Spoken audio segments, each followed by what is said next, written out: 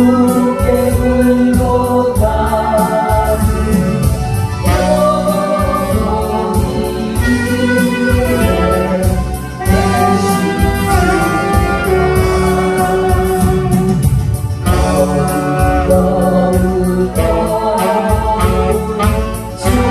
위에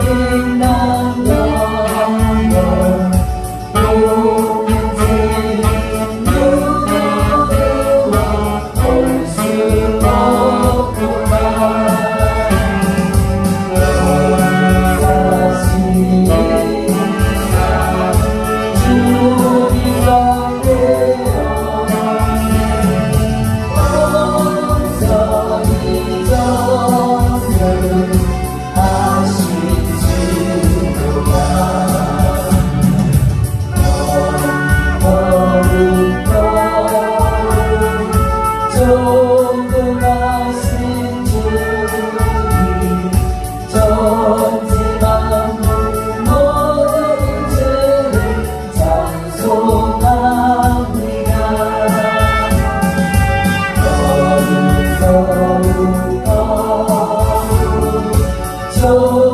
존귀하신 주님 성삼위 일체 우리 주가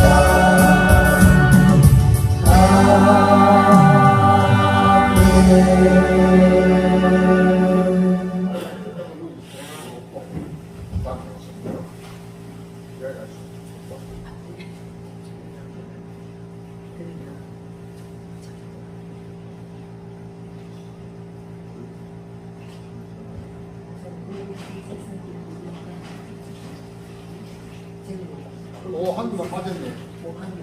제가 바쁘다.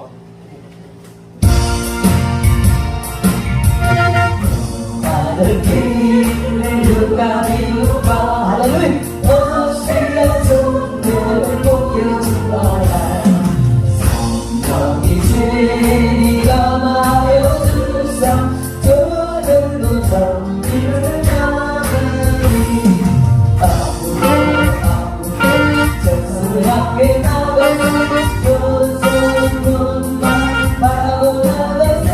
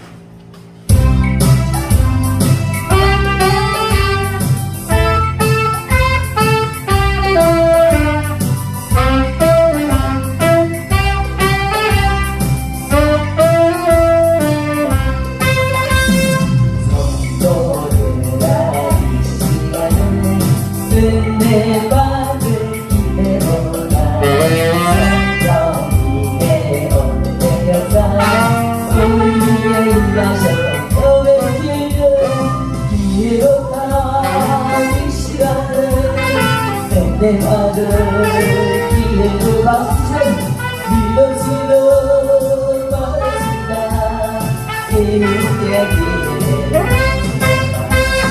마음의 문을 활짝 열고 찬송하며 기도하세 하나님의 은혜 받은 행복한 하늘 위에서 기회로 가이 시간을 언제 받은 기회로다 믿어지는 말씀다 기회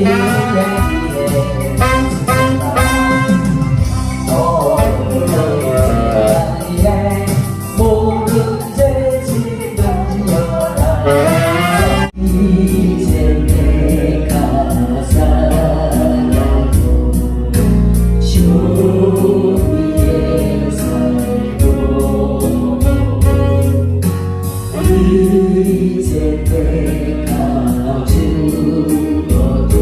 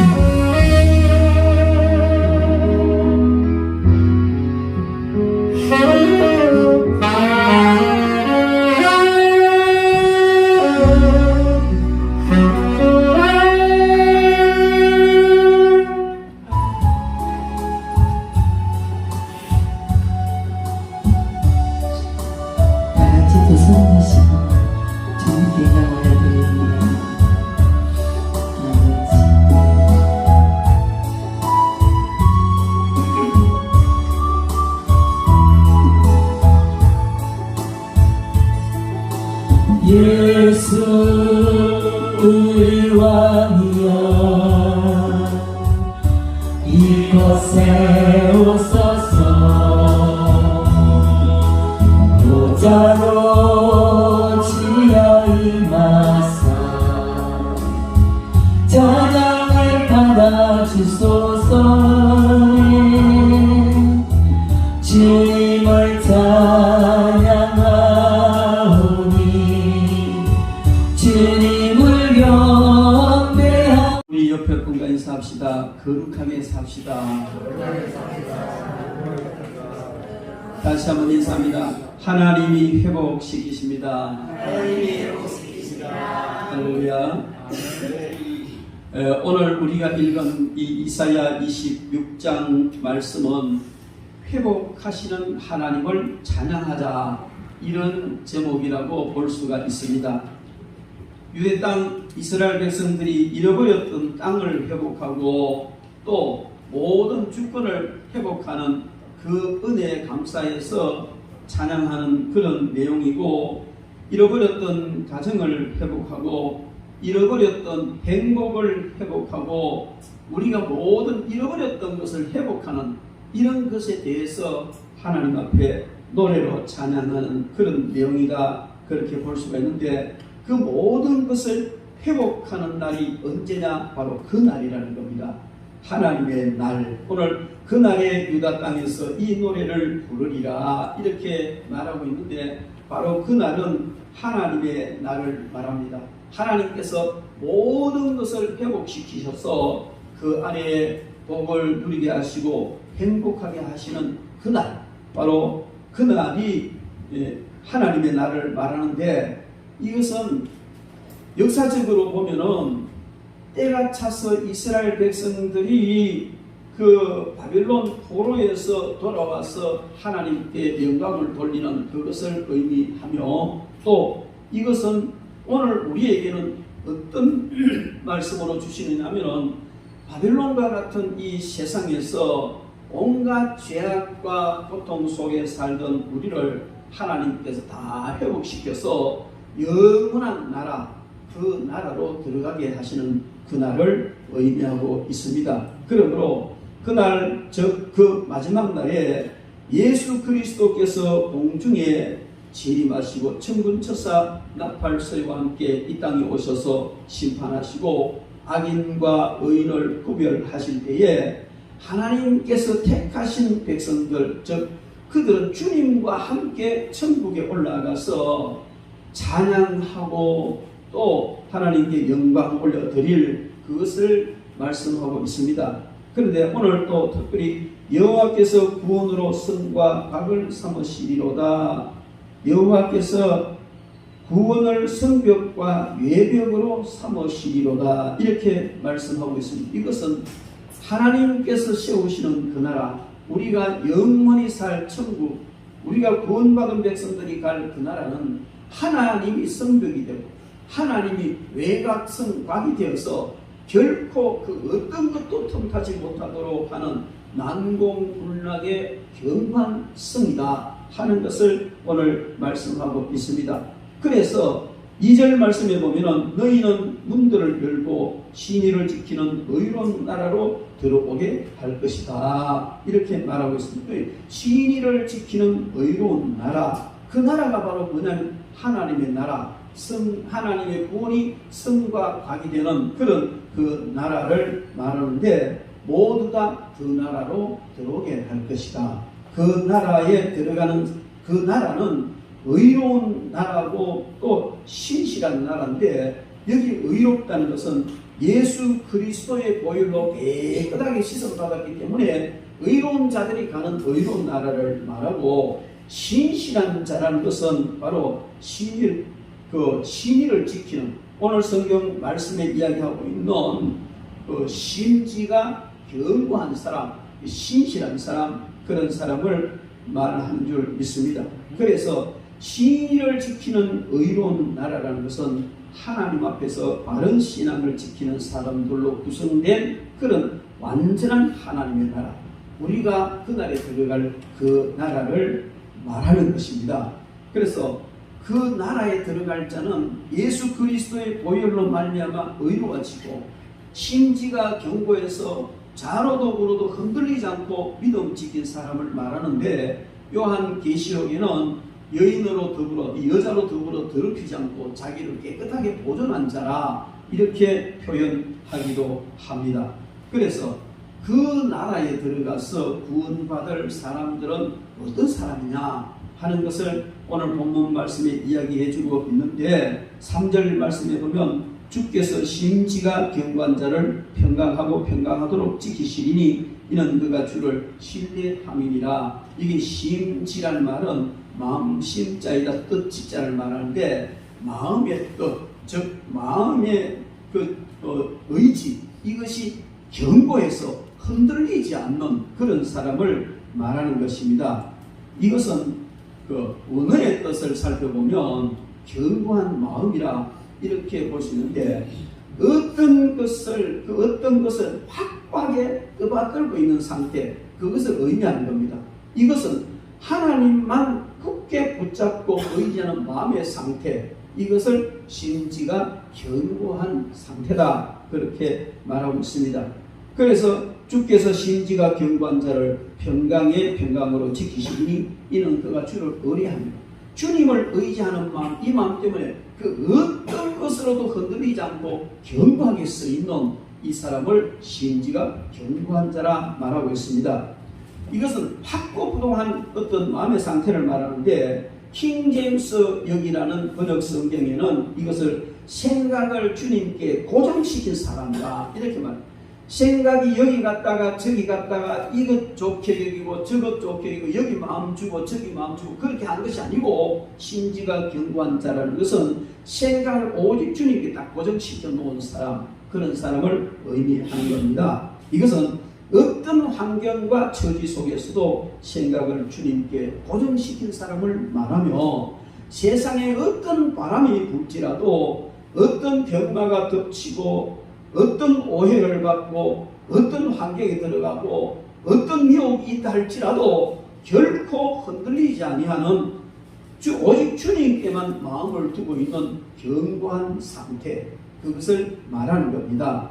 오늘 본문 3절 말씀을 현대인의 성경은 좀 쉽게 풀어놓은 성경인데, 현대인의 성경은 이렇게 풀어놓고 있습니다.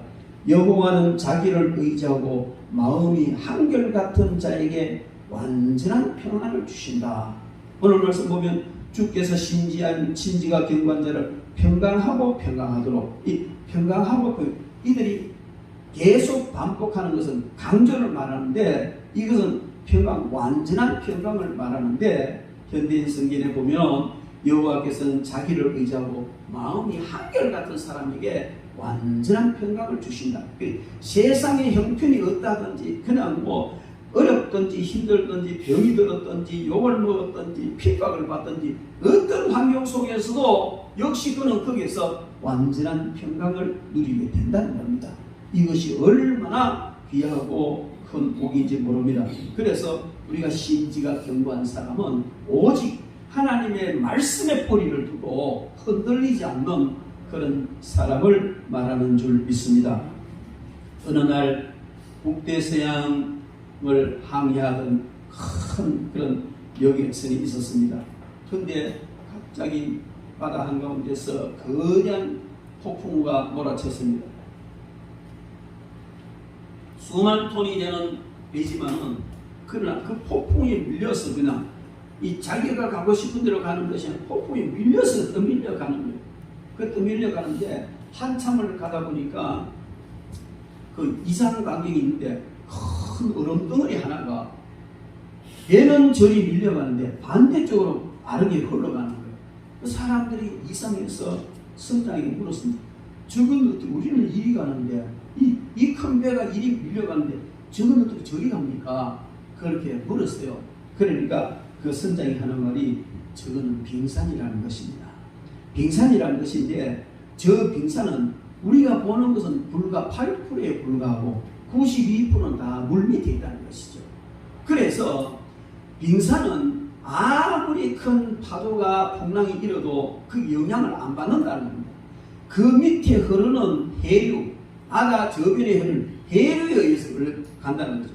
사실상 해류는 저쪽으로 지금 흘러가고 있는데 태풍이 부니까 바람이 이리 부니까 지금 배는 이쪽으로 가는 거예요. 그런 이야기를 했다는 겁니다. 여러분, 이것은 우리에게 무엇을 말해주느냐면 이 태풍과 같은 세상의 풍랑이 많은 어려움과 환난이 우리를 거세게 풍랑처럼 그냥 몰고 가지만 그러나 심지가 견고한 자, 즉 하나님의 말씀에 깊이 뿌리를 두고 있는 사람은 세상에 어떤 파도가 일고 풍랑이 일어도 풍랑 따라 파도 따라 흘러가는 것이 아니고 하나님의 말씀의 기류를 따라서 흘러가게 되는 줄 믿습니다. 이와 같이 심지가 견고한 그런 저와 여러분들 되시기 바랍니다. 이런 사람들이 그 나라에 정말 하나님이 만드신 영광스러운 그 나라에 들어가게 될 줄 믿습니다. 여러분, 오늘 이 세상을 바라보면은 정말 얼마나 많은 그 세상에 폭풍이 일어나는지 모릅니다. 지금 엄청난 폭풍이 온다고 그러는데 여러분, 우리가 이 영적 폭풍, 이 사회적 폭풍 이런 것도 참 크잖아요. 오늘 이 시대를 바라보면 이 시대를 바라보면 마치 세상이 소돔과 고모라처럼 되어가고 있다. 소돔과 고모라라는 것은 너무나 죄악이 관영해서 죄악이 꽉 차서 하나님께서 유황 불비를 내려서 멸망시켜버린 그 좋은 예입니다. 그 실질적인 증거가 지금도 남아있어요. 여러분, 이스라엘 나라 가면 사해라는 바다가 있습니다. 사해라는 바다, 그 바다가 옛날에 소돔성과 고모라성이 있던 곳이었어요. 그런데 하나님께서 얼마나 저주를 퍼부었던지 땅이 그냥 다 폭발, 하나님의 유황으로, 이 유황 폭탄이거든요. 얼마나 폭발하는 유황으로 저주를 퍼부었던지 지금 사해 바다가 되었다. 그 요단강물이 흘러가서 보이고 뒤로는 흘러가지 않고 그 고여있는 물, 그래서 죽음의 바다가 되어버리고 말았던 것입니다. 그런데 그 소돔성, 그 소돔과 고모라는 죄악이 가능함으로 하나님의 심판을 받은 아주 귀한 그런 한 모델로 지금도 그냥 이스라엘 나라에 남아 있습니다. 여러분, 우리는 이 사실을 바라보면서 예수님께서 하신 말씀처럼 노아의 때나 소돔과 고모라의 처럼 주님 다시 오실 때는 사람들이 죄악을 짓고 죄악에 관영한다는 죄악의 세상의 파도에 이끌려 흘러간다는 겁니다. 그런데 여러분, 우리는 이럴 때에 우리 자신을 냉정하게 살펴봐야 될 줄 믿습니다. 여러분, 소돔과 고모라 성이 왜 망했습니까? 의인 10사람이 없어서 망한 거예요. 하나님은 아브라함과 약속하실 때에 소돔과 고모라에 전도하는 사람 10명만 있어도 나는 이 성 망하지 않게 하겠다, 그렇게 약속 안 했어요. 하나님은 아브라함과 소돔성 멸망을 두고 약속하실 때 이 성에서 하나님의 죽도록 헌신하고 충성하는 사람 10사람이 있어도 내가 이 성 망하지 않게 하리라, 그렇게 하시지 않았어요. 교회를 잘 짓는 10명만 있어도 나 이 성 불받으러 안 만들 것이다, 그렇게 하지 않았다는 겁니다. 무엇입니까? 거룩한 사람 10명만 있어도 나는 이 땅을 멸하지 않을 것이다. 의인 10명만 있어도 이 소돔성 이렇게 혹독하게 멸망시키지 않겠다. 근데 거기에 의인이라는 것은 칭의를 말하는 것이 아니라 행의를 말합니다. 칭의라는 것은 우리는 죄인이고 어쩔 수 없이 지옥 갈 수밖에 없는 사람이지만은 예수님께서 우리의 의를 다 이루어서 우리에게 넘겨주셨기 때문에 우리가 의인으로 칭함받은 거예요. 이걸 칭의하는데 이렇게 의인으로 칭함받은 사람이 구원을 받고 천국에 가는 겁니다. 그런데 소돔성에 하나님이 원하시던 그 의인은 그런 의인이 아니고 행위가 거룩한 깨끗한 의인, 거룩한 삶을 사는 10사람만 있어도 이 성을 멸망시키지 않겠다고 하나님께서 약속하셨지만 결국 그게 없어서 그 성은 처참하게 불바다가 되고 말았습니다. 여러분, 우리는 이 사실 앞에서 오늘 이 사회 속에 이 교회의 모습 속에 나 자신을 한번 살펴봐야 될 점이 있습니다.